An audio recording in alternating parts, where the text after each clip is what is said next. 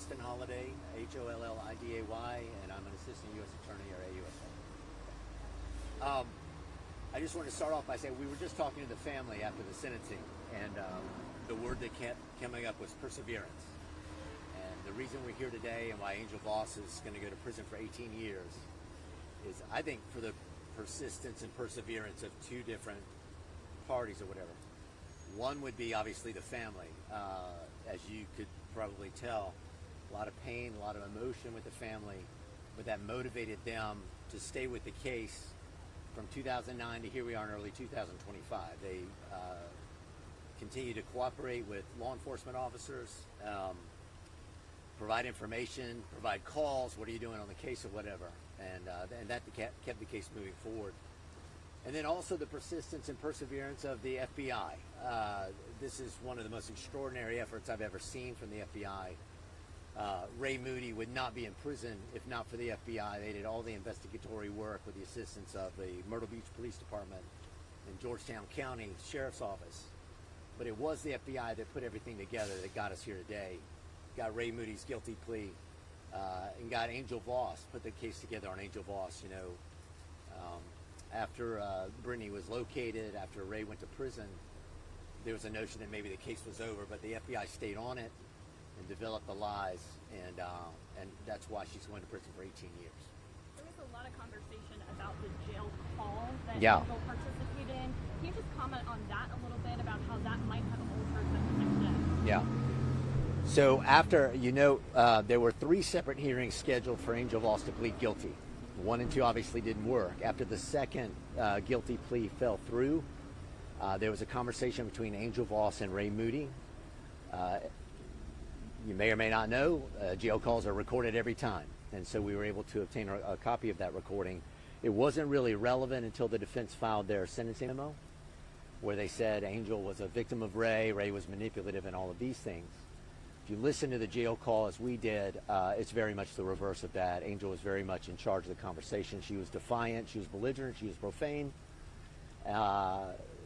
She was not someone who seemed to be under Ray Moody's thumb. Very strong-willed, belligerent, defiant woman. There's also a lot of talk about Angel playing a much larger role in this whole case than the defense obviously made out to be. You were clear about that. The judge was clear about that. Yeah.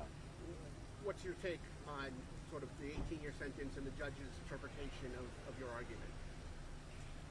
Well, we always evaluate evidence.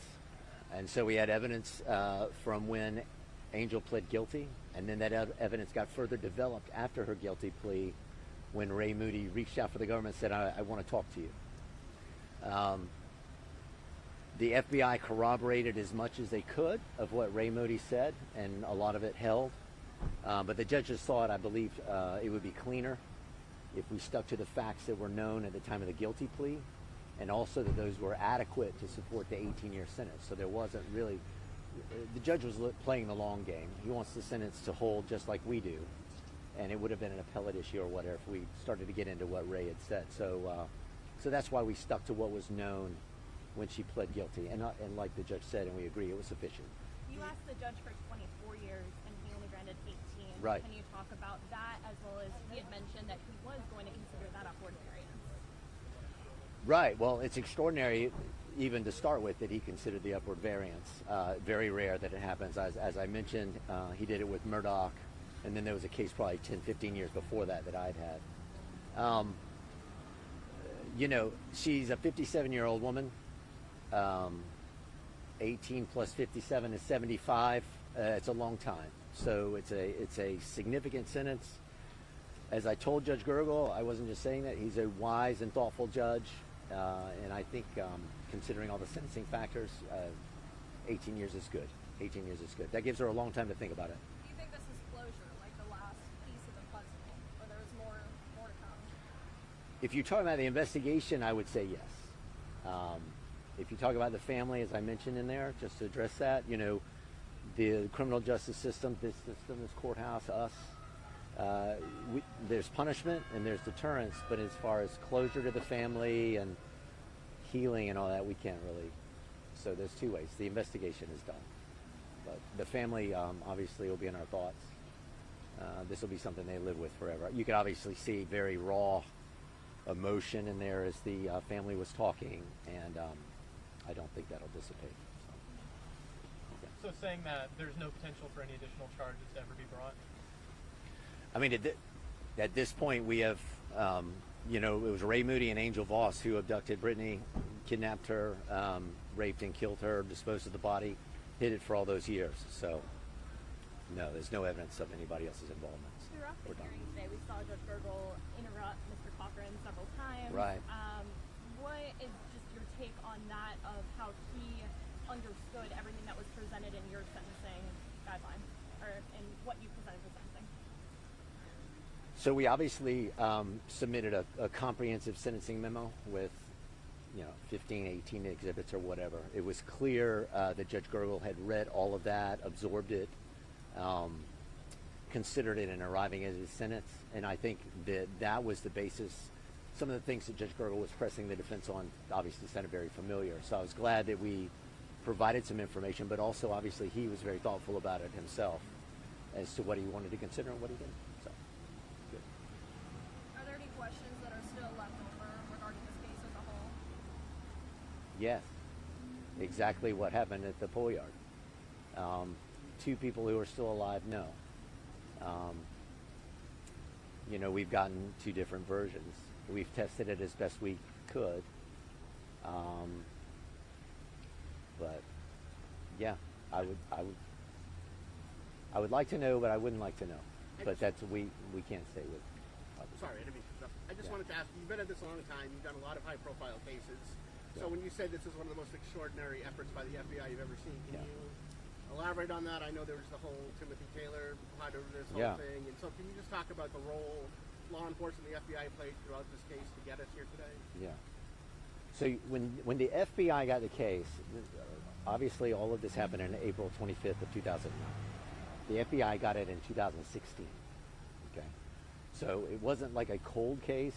I think anyway, there's a definition for that, I'm sure. But a lot of the evidence streams had been exhausted or were no longer existent. So every piece of evidence that the FBI got, they worked all the way out, including reviewing grainy video from Ocean Boulevard, looking at phone data about locations of where phones were, all of these things. The cold approach to Angel Vause on the side of the road was the last play. That was our Hail Mary play. We developed the evidence as best we could up to that point, and we finally said it's time to go. And really, Angel freaked out after that approach. And then that caused Ray to come in. And it was, you develop evidence as best you can, but the last play was a leap of faith. An extraordinary work by the agents who approached Angel on the side of the road and then ultimately talked to Ray and got him to come in. And I never thought we'd have Brittanee's body. So. Were you surprised that Vause made a comment in court, and was it anything to help the family at all? Well, I don't think it helped the family if you're in the courtroom.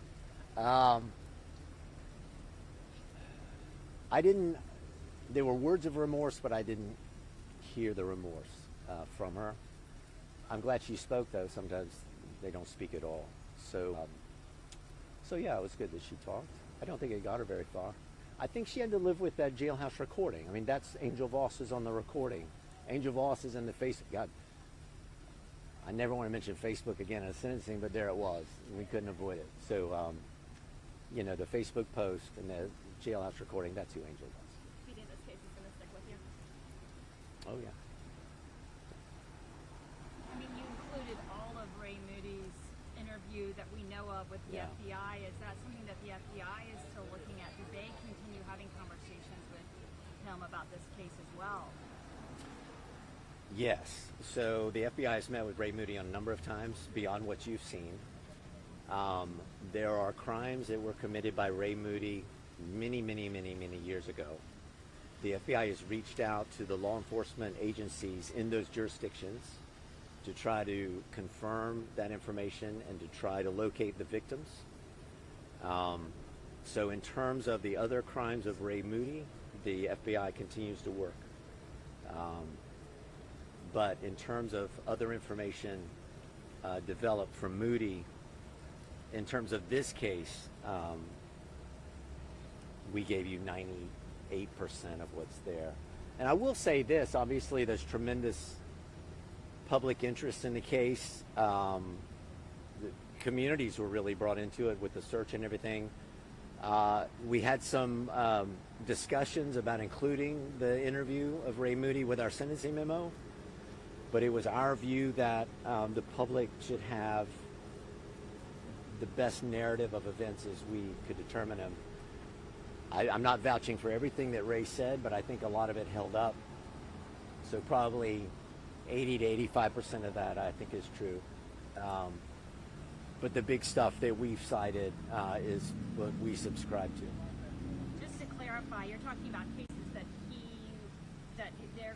FBI is investigating now of Ray Moody's comments that he made during these interviews with investigators. Is that correct? Yes.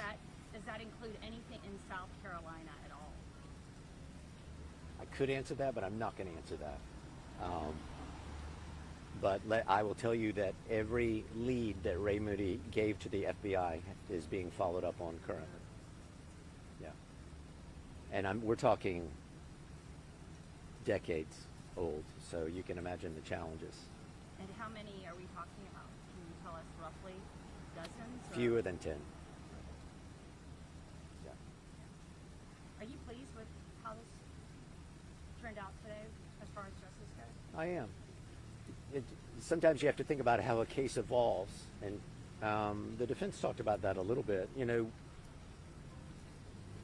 we developed the case based on false statements because that's what we could prevail with on trial. And, you know, the statutes that we charge typically don't carry an 18-year sentence. But it worked out through perseverance, I guess. We kind of got our way to the point where we did get a sentence that was within the range of what we thought was appropriate, obviously. Like I said, 57-year-old one going away for 18 years, 75. That's a long time from now. I hope for me too. I'm 56, so we'll see. You were at a better location to see, but what was Mrs. Vause's reaction when she got that sentence? Did you see it? I never look at him. No, I didn't look at her. I didn't look at her. Anyone else? Thanks, everyone. Appreciate you being out. Will the family be able to talk with them? I believe so. I think that's right. Thank you. Thank you, Mr. Holiday. Do you guys want to do it together, separate? What would you like? No, we can do it together. Together? Okay.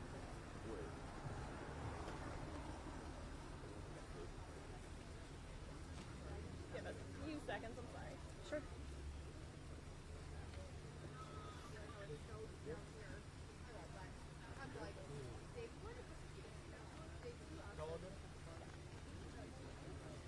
Do you mind both saying for the record, everyone is good, person, last name, and spelling? And if you could stand just a little bit closer to the mic, thank you so much. Dawn Conley, DAWNCONLEY. Camden Drexel, CAMDYNDREXEL. Today was obviously very emotional for both of you guys. Can you guys just start by telling me what it took to write the impact statements that you gave? I mean, I couldn't say everything that you said, but it was a lot of information. Can you just talk about what it took to get to that point to write that? Well, I've always had communication with the FBI. So a lot of things that, you know, I was being told, you know, I added into my victim impact statement. You know, she was involved with Brittanee's kidnapping. She was involved, and I still believe she was involved in the rape and murder of my daughter. What they did was very horrible. I know a lot of people are surprised to hear, you know, what had happened to her. And I could just imagine the fear in Brittanee. I'm glad Judge Gergel gave her the sentence that he did. You know, she deserves to be behind bars. And I'm also going to be going to Myrtle Beach. I would like to have her charged with the kidnapping of Brittanee. So this is not over. I'm going to go ahead and probably sometime next week talk to the chief of police in Myrtle Beach and also talk to the solicitor's office, Jimmy Richardson, to see if they're going to go ahead and prosecute it. Your daughter, oh, sorry. I was going to say, your daughter's name really became nationally known for, probably still is, for years and years. A lot of people, I think, were following your family's plight in the whole, the ins and outs of this whole case. What would you say to those folks who you don't know, but who know your daughter and have been following this case for almost, 20 years? I just thank everyone for all their support of Brittanee. A lot of people came together, the community came together. I can tell you a lot of people in Myrtle Beach and the surrounding counties were very supportive of Brittanee from the beginning and up until now. I still get a lot of messages from them on Facebook, even though we have our trolls out there that, they were never in the situation, so I don't know how they can judge. But all I can say is, we thank you from the bottom of our hearts for all the support that you have been giving us. And then I just want to also ask, I realize you might be pursuing further charges, but for the 18 years that are now locked in for Angel, does that give your family any kind of closure at all? Or? I don't believe in closure. Okay. I believe in a resolution. And no, I don't think it was significant for what she did, but these were lying charges. So I'm glad Judge Gergel gave her the full 18 years. And I look into pursuing, charges for the kidnapping. It does, it does fit the state statute. So I do want her charged with that. I believe she is fully, she was fully responsible for the kidnapping of Brittanee. Camden, can you talk a little bit about your impact statements? You read one for your dad, you read one for yourself, for close family friends. Just what it took to be able to talk about a sister that you didn't get to see your whole life.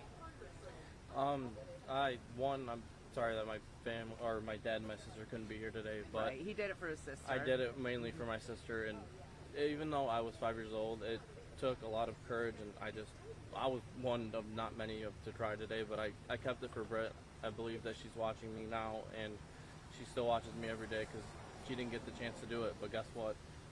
Brittanee is here with all of us today, and I know that she's thankful that we are getting progression throughout this whole situation. And like my mom said, it may not be closure, but it's closure for my end so that I can move on with my life and my mom can do her thing for her daughter and my sister to keep moving on. And I think with talking about the impact statements, it's just all feeling that has had in the past 16 years that a little secret couldn't have been caused in the first month, minutes, or even years that we've had that we needed to get an emotion out. Mm-hmm. We had to push through it and get through it. Almost 2 years ago, you did this already during Raymond Moody's sentencing. Has anything changed for you in those 2 years? Any more emotions? Any difference in how you feel? No, because I feel like I have a tattoo of my sister actually on my arm here, and I know she lives with me every day. I have her remains with me, and people get what they deserve when they do stuff like this, and my emotions are still the same, that God knows what he wants to do with people, and like my mom and a couple others said during their impact statements today, God is going to face these people once they pass away, and I believe they're not going to be in the best situation because of what they did here. Yeah, you are welcome. So can you talk a little bit about the fight that you had to get to this point and all of the things that you did to make this happen? I can tell you that this has been almost 16 years that I have fought for Brittanee. I would not let anything go unturned. I was always talking to the FBI. I held them accountable. In the beginning of Brittanee's case, there was a lot that I feel wasn't done. And they had Ray and Angel way back in 2011. Nothing was ever done. And, I feel like I had to keep on top of it. And my other children suffered because of it, because it consumed me. And, I feel horrible for that. I mean, my kids are my heart. And I can tell you, I hate that they had to go through what they had to go through at such a young age. He was only 5, Marissa was 11. I have my granddaughter now. She is, her attitude is very much like Brittanee's. Oh yeah. My daughter is doing very well. Camden is doing very well. He's going to be graduating college soon. I'm extremely proud of both of my children. I know Brittanee's looking down on us. So, it's been a lot. I have, my mental health is not that good. I have PTSD, I have anxiety. There's a lot that happened within those 15 years. You have to remember, I was lied to, smoke and mirrors, and it took a lot out of me. And it consumed me for so long. But I had to keep fighting for Brittanee. I want her to rest in peace. You're welcome. You pointed out, did somebody else talk to me? Okay. But you pointed out that it's been since 2011. 2011 for what? For them to be looking at Ray Moody. That we've heard from the evidence dump earlier that they had been talking to Vause for a long time. Right. With all of this information. Yep. I know that you just explained, what that felt like, but how does that push your case forward as far as trying to get these more charges on Angel Vause? Well, the state statute in the state of South Carolina for kidnapping, everything she did to Brittanee fits that. So that's why I'm going to move forward, and I want her charged with the kidnapping of my daughter. And then I will have it prosecuted, hopefully by the solicitor's office. That is what I'm looking for. I want full justice for my daughter, and I'll continue to do it, whatever I have to do. Judge Gergel even mentioned in court today that he believes she probably participated in the kidnapping as well. What has this whole process been like for you since 2009? For you and your family? I know you've touched on that to some degree, but what has it been like, this emotional roller coaster you seem to go through over and over? Well, I can tell you, it took a huge toll on me. Like I said, it consumed me, with my other children. It was hard for them to understand. They were young.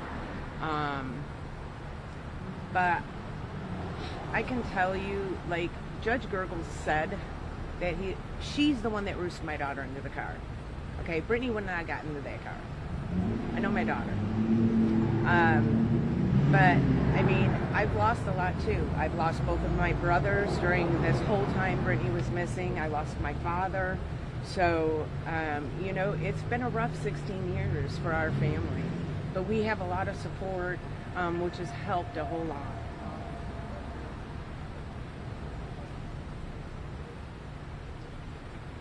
Over and over again, it was mentioned that Angel is a mom and a grandma, and you guys really, all of you in your impact statements talked about this. How could a mom and a grandma do this? Can you just kind of, because we can have cameras in the courtroom, tell us a little bit more about that, about what it means, for someone who has kids and grandkids to do something like this?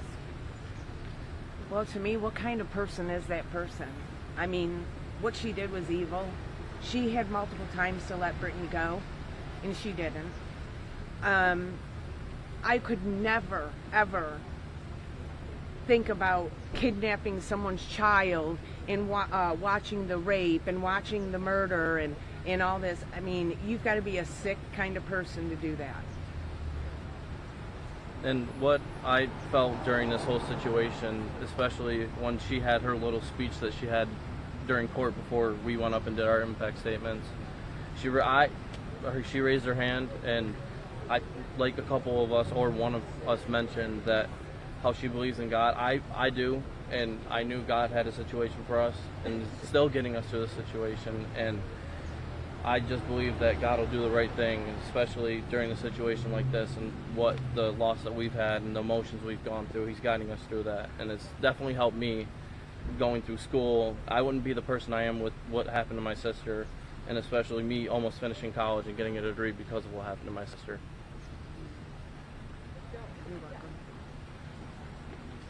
They wouldn't pretend to pray Oh, for you. thank you so much. And God stays strong. And Yes. pick you up. Oh, church. Thank you so much. Thank you. Bye bye. Carol want to say anything or? Probably not. She good? She doesn't really like going. It's okay. Just wanted to ask him, make sure. You guys all set? Thank you so much. Is there Thank anything you. else you think that we've missed that you want to include? Any final thoughts? I'm just hoping that when I do go to the state, they do charge her with the kidnapping that resulted in Brittanee's murder, and also for them to prosecute it, because I will fight to the end. I have been in fight mode for 15 years, and I'll do whatever it takes to get my daughter her full justice so that she can rest in peace. To add on to that, I would also say just thank everybody for the support through this whole time, and we're still going through it maybe, but I feel like I've had a sort of closure for my sister, and I just thank God that he's just pushed me through all of this and I can actually move on with my life. Thank you. Thank you. Thank you so much.